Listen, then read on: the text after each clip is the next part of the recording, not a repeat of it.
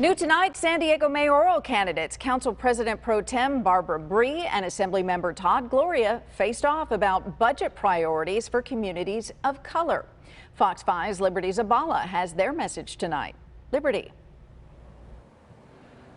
Good evening, Kathleen. Well, many members of the community got a chance to press the candidates on a wide range of topics, everything from environmental justice to affordable housing. And the candidates got a chance to answer how they would prioritize the city's budget if they were elected mayor.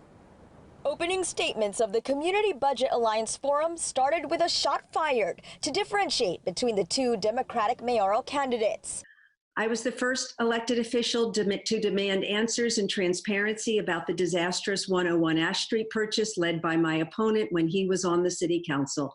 The moderators pressed Councilmember Barbara Bry and Assemblymember Todd Gloria on how they would prioritize the city's budget to help communities of color. Never in our city's history have we elected a person of color or a queer person to the mayor's office. We have the chance to make that history in this election, and I promise that I will have an administration that is as diverse as the community I seek to lead, and as diverse as the community we are here to serve. The moderators asked each candidate about how they would prioritize redefining public safety, workers' justice, tenants' rights, democratizing power, and environmental justice. They shared similar responses regarding policing.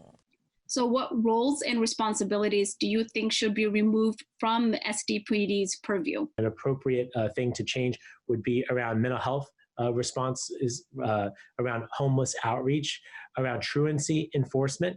I think that these would be important steps to make sure that those who are trained professionals to do that work rather than law enforcement who are often not trained to do this work. We ask police officers to do things they aren't trained to do or meant to do.